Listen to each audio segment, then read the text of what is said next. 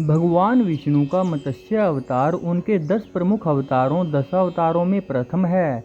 इस अवतार में भगवान ने एक विशाल मछली का रूप धारण करके वेदों की रक्षा की थी और प्रलय के समय राजा वैवस्वत मनु व सप्तऋषियों को नई सृष्टि के बीज सहित सुरक्षित बचाया था।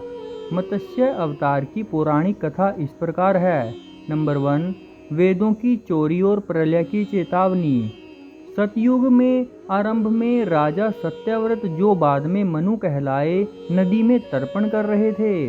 उनके अंजलि में एक छोटी सी मछली आई जिसे उन्होंने नदी में छोड़ना चाहा, लेकिन मछली ने रक्षा की गुर्राह लगाई। राजा मनु उसे अपने आश्रम ले गए। नंबर 2, मछली का चमत्कारी आकार। मछली देखते ही देखते इतनी बड़ी हो गई कि उसे कमंडल में, पात्र में, फिर तालाब में और अंततः समुद्र में छोड़ना पड़ा। तब राजा मनु समझ गए कि यह कोई सामान्य जीव नहीं बल्कि स्वयं भगवान है। मछली मत्स्य ने राजा को बताया कि 7 दिनों के भीतर पूरी पृथ्वी पर प्रलय आने वाला है। नंबर 3, महाप्रलय की तैयारी। मत्स्य भगवान ने राजा मनु को आदेश दिया कि वे एक विशाल नौका बनाएं।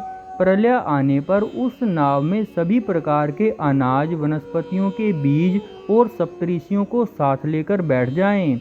वासुकी नाग को उस नाव की रस्सी बनाकर मछली के सींग से बांधने को कहा गया।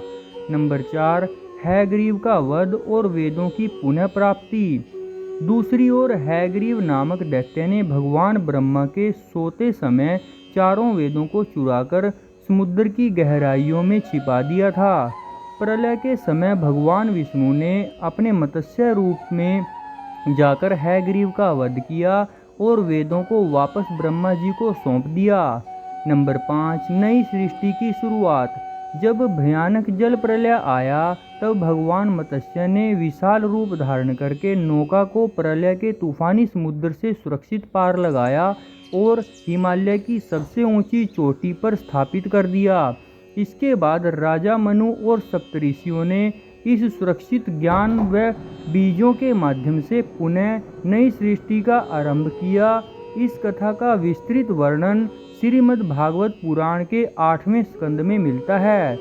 धर्म, ज्ञान और जीवन की रक्षा करने के लिए भगवान विष्णु का यह अवतार अत्यंत महत्वपूर्ण माना जाता है। जय श्री हरि।